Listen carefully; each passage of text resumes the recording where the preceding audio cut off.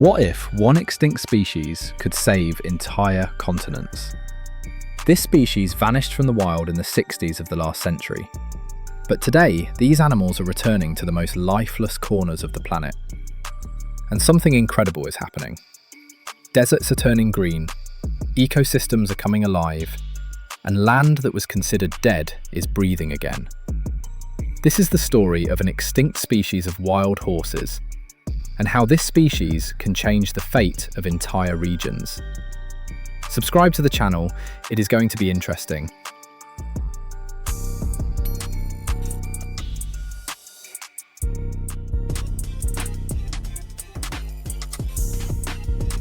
Imagine a landscape that looks like Mars. Red clay, sand, and not a single blade of grass all the way to the horizon. Summer temperatures rise to 40 degrees, and in winter, they drop to -30. The wind kicks up dust storms that are visible from space. This is the Jungar Basin 20 years ago. Inner Mongolia, Xinjiang. Endless rocky sandy deserts and semi-deserts. Places where life barely flickers.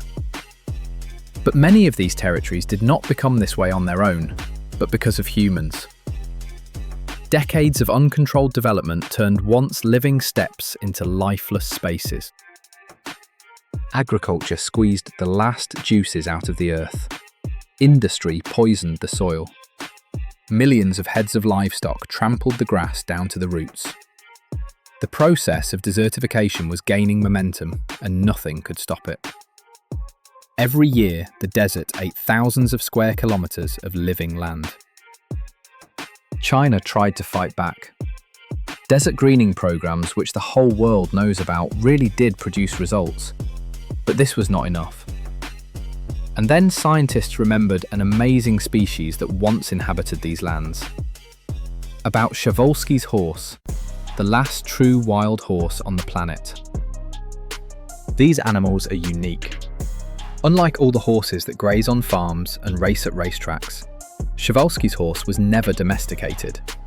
It evolved separately, retaining the traits of genuine wild nature. A short-standing mane, strong legs, a wary gaze, and a character unbroken by man. These horses are named after the Russian traveller Nikolai Przewalski, who described them in the year 1878. The Mongols called these horses taki, which means spirit. And indeed, there was something mystical, primal in these animals, as if they came from another era. A century ago, Przewalski's horses roamed the steppes of Central Asia. Mongolia, Kazakhstan, northwestern China, all these territories were their home. They adapted to life in the harshest conditions. Sharp temperature changes from +40 in summer to -40 in winter. Sparse vegetation, lack of water. But the horses survived. However, by the end of the 19th century, problems began. The first and most obvious reason: hunting. The meat of wild horses was not considered a delicacy, but in hungry times it was valued. Droughts, conflicts, lack of food pushed people to hunt, and horses, moving in open herds, were an easy target. With every year, people had more weapons, and the horses had fewer chances. Their caution and timidity no longer helped. A bullet flies faster than any steed. The herds thinned out, retreating further and further into the most remote and inaccessible regions. Then came a new threat: livestock. With the development of animal husbandry, the steppes began to be developed more intensively. Sheep, goats, cows, domestic horses flooded the pastures. They ate the same plants, trampled the earth, polluted the watering holes. There was simply no room left for wild horses. But that was not all. Domestic horses sometimes interbred with wild ones, violating the genetic purity of the population. Hybrids lost the instincts necessary for survival in the wild. They did not know how to find water in a drought, avoid predators, survive cruel winters.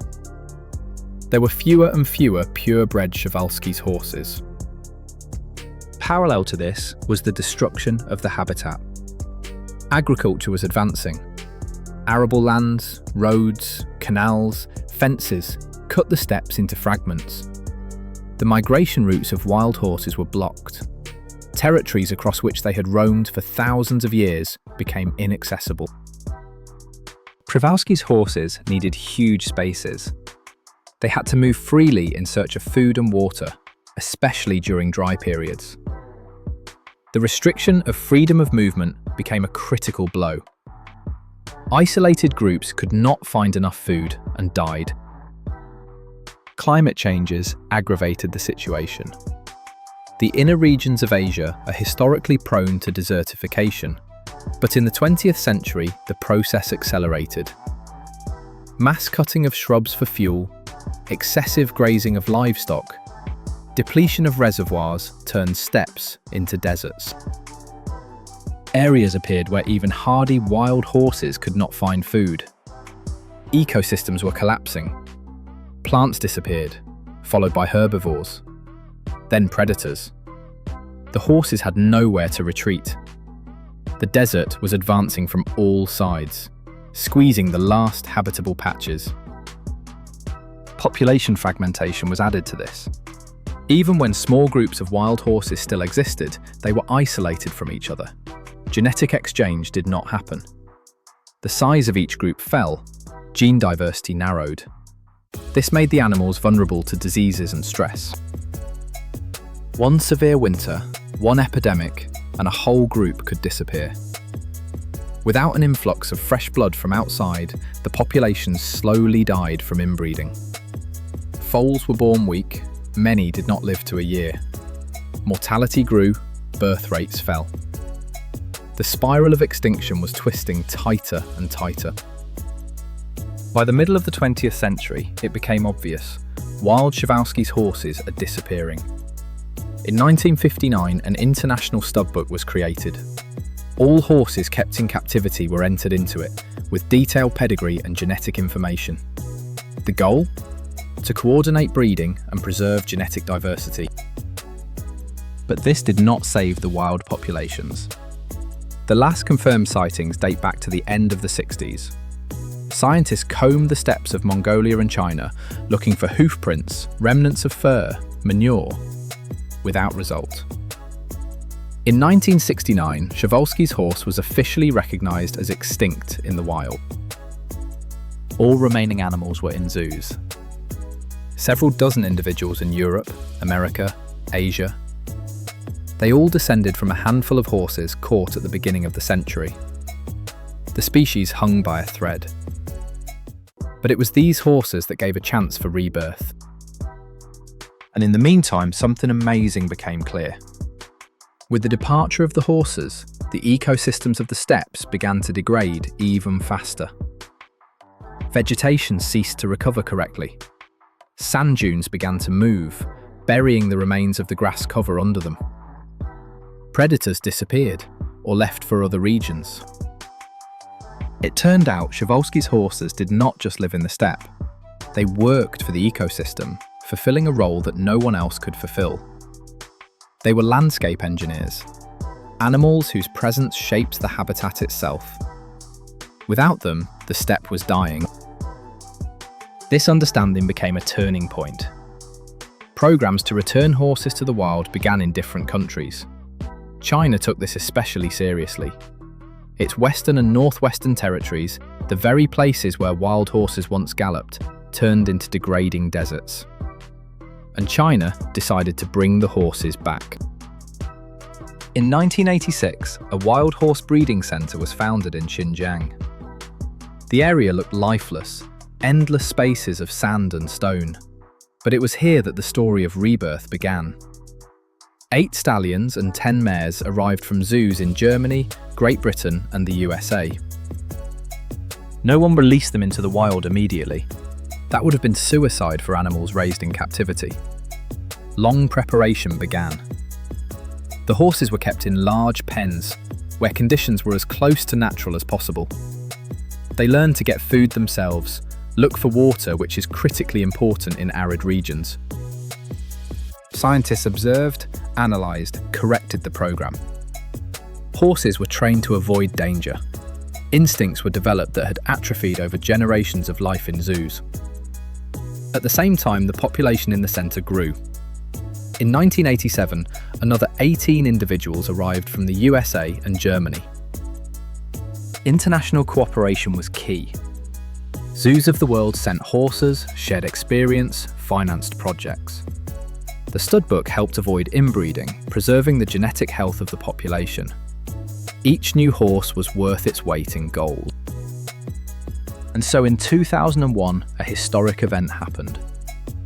The first group of horses was released into the Kalamaili Nature Reserve in the Jungar Basin. The extinct species was returning to the land of its ancestors after 32 years of absence. The first years were a test. Horses raised in semi-free conditions faced real, wild nature. They did not know the terrain, did not know how to effectively find the best pastures.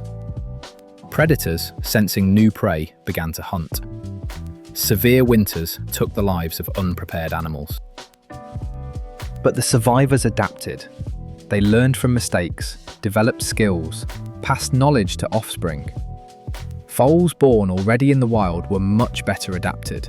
They knew this land from birth, absorbed the experience of adults, became real wild horses. Releases continued. In May of 2024, the 18th batch went to the reserve. 7 stallions and 11 mares. The total number of released horses reached 146 individuals. And then, something amazing began to happen. The territories around the reserve began to change. Horses work as living seeders. They eat up to 7 kilograms of plants a day, but do not digest the seeds completely. Walking dozens of kilometers, they leave these seeds, along with manure, an ideal starter pack of fertilizer. Where there used to be bare sand, green islands appear, which over time merge into new meadows. Seeds receive everything necessary for growth: nitrogen, phosphorus, potassium. Even in infertile soil, they get a chance to sprout. Manure creates a microzone of fertility in the middle of dead land. Now multiply this by 146 horses. Each one daily spreads thousands of seeds. Each leaves traces of fertility behind it. In a year, one horse can spread seeds over a territory of dozens of square kilometers. And a whole population transforms the landscape. But horses work not only through digestion. Seeds cling to their fur, get stuck in manes and tails, stick to hooves. Animals transfer them mechanically, becoming living transport for flora. Where a horse passed, a plant can grow after a while. When vegetation appears, others come too. Invertebrates, rodents, birds populate the territory that has gained life. They are followed by those who feed on them: birds of prey, foxes, small felines. The ecosystem begins to build itself anew, layer by layer. But the influence of horses does not end there. They graze completely differently than domestic livestock. Sheep, for example, trample in one place, eating vegetation down to the roots. The earth becomes bare, erosion intensifies, soil degrades. The consequences of sheep breeding are visible throughout Central Asia. Wild Przewalski's horses behave differently. In nature, there are predators they fear, so standing in one place is dangerous. Horses move constantly, galloping across vast territories. Ate a little here, moved there. Then came back here, but to a different patch. As a result, no area is deprived of plant cover completely. Plants have time to recover between visits of the herd. Roots remain in the ground, new shoots grow back. The pasture does not degrade, but retains productivity year after year. Moreover, such a way of grazing creates a mosaic structure of pastures. This is when, on one territory, patches with tall grass alternate with patches of low grass and open soil. It might seem like chaos, but actually, it is an ideal environment for biodiversity. There are rodent species that need tall grass for cover. There are birds that nest only in open areas with low vegetation. There are insects preferring different stages of plant growth. A mosaic pasture provides a niche for everyone. Studies have shown that in territories where Przewalski's horses graze, biodiversity is 1.5 to 2 times higher compared to uniform pastures. More plant species, more insects, more birds and small mammals. The ecosystem becomes richer and more stable. There is another important point. Horses do not pull grass out by the root like sheep. They bite it off, leaving the root system untouched. For the plant, this means much faster recovery. Roots are alive, nutrient reserves are preserved, new growth starts almost immediately. Therefore, even with a large number of horses, the territory does not turn into a desert. On the contrary, correct grazing stimulates plant growth. Some grasses, after being bitten off, begin to bush out, becoming thicker. Pasture under the influence of horses becomes more productive. But horses influence the ecosystem not only through plants. They themselves become part of the food chain. While the population in China is small, large predators are not very interested. But as the number of horses grows, the situation will change. Wolves, the main predators of the Central Asian steppes, hunt large ungulates. An adult horse is of course too dangerous a prey, but foals, sick or old animals become a legitimate target. When the horse population grows, wolves will return to these regions. And wolves, they are also ecosystem engineers.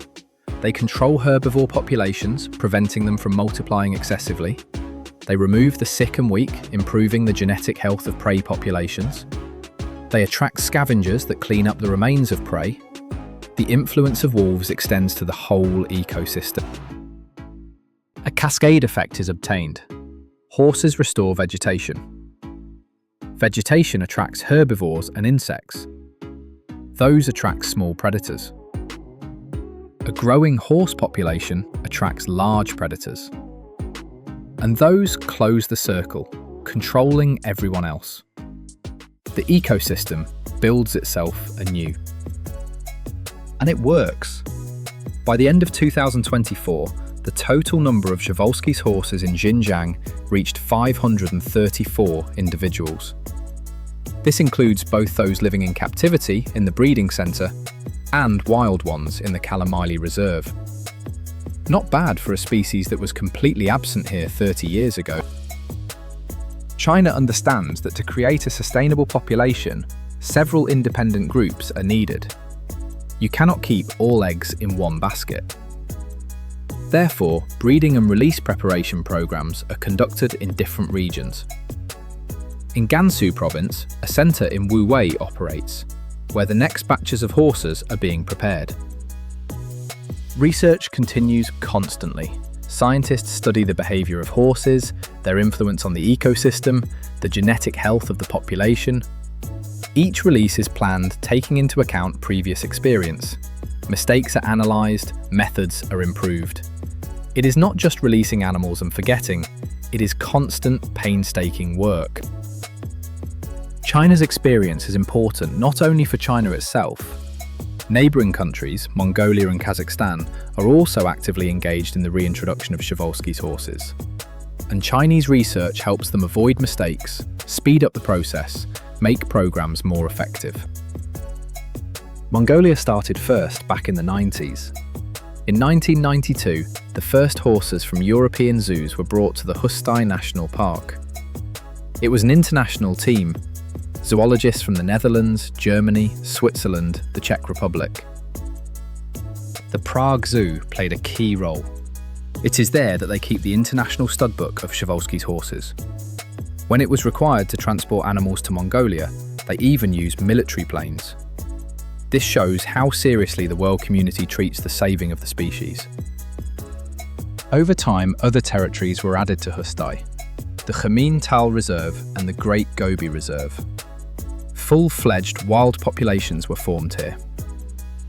If in the 90s these were dozens of individuals requiring constant support, now more than 1,000 horses live completely independently. These groups do not receive supplementary feeding, do not live in aviaries. They exist as real, wild animals. They are born, grow, breed, die in nature. The project achieved its goal. Przewalski's horses again became part of the Mongolian steppes. Kazakhstan went its own way. The first horses arrived at the Altyn-Emel National Park in 2003. Only 10 individuals. By the end of 2015, the population grew to 40. Not a very impressive growth for 12 years. Therefore, in 2024, a new, large-scale project called Return of Wild Horses started. Again, international cooperation. Prague Zoo, the Association for the Conservation of Biodiversity of Kazakhstan, the Frankfurt Zoological Society, zoos of Nuremberg and Berlin. In June of 2024, the first batch of 7 horses arrived. A year later, another 7. The plan is ambitious, to reintroduce from 40 to 45 horses by 2029. Why exactly that many? This is the minimum for creating a sustainable population. A smaller number will not be able to ensure genetic diversity. The group will be vulnerable to inbreeding, diseases, accidental catastrophes. And 40-45 individuals, this is the critical mass after which the population can grow independently under favourable conditions. But the most unexpected place for the reintroduction of Przewalski's horses is the Chernobyl exclusion zone. After the catastrophe of 1986, the territory around the station turned into a unique experiment. Nature without man. Przewalski's horses never lived here before. This is not their historical range. But in 1998, it was decided to try. 31 horses were brought from the Ukrainian reserve Askania Nova. Later, 5 more were added to strengthen the gene pool. Conditions were extreme. Radioactive background, abandoned villages, predators, poachers. It seemed the project was doomed. But the horses not only survived, they began to thrive. The first years were hard. High mortality, diseases. But since the early 2000s, the population went into growth. In 2000, 367 individuals were counted in the Ukrainian part of the zone. By 2018, about 150. According to current data from 2025, the population confidently holds at the level of about 200 heads, despite radiation and wolves. Horses in Chernobyl fulfill the same role as in the Asian steppes. They do not let the territory become overgrown with dense forest, maintain open spaces, create a mosaic landscape. Thanks to them, the exclusion zone became home to many species that need open biotopes. The story of Przewalski's horses shows an incredible thing. A species completely disappeared from the wild can return. Moreover, it can return not just as a museum exhibit, but as an active participant of the ecosystem, changing the landscape around itself. These horses do not just survive, they work. They restore degraded lands, spread vegetation, create conditions for other species. They turn dying deserts into living ecosystems. And this is not an exaggeration, but a scientifically recorded fact. Of course, populations are still vulnerable. The total number in the world is about 2,000 individuals, of which approximately 1,000 live in the wild. This is still very few. One epidemic, a series of severe winters, or the human factor can cause critical damage. Therefore, the work continues. New breeding centres open. New territories are prepared for reintroduction. Geneticists work on preserving diversity, using modern technologies like cryoconservation of genetic material. Every individual counts. Przewalski's horse has gone from the brink of total extinction to a slow return. This is a story that even the most hopeless situations can be turned around, if enough effort is applied. That extinction is not always a final verdict. That nature can be helped to recover if given the tools.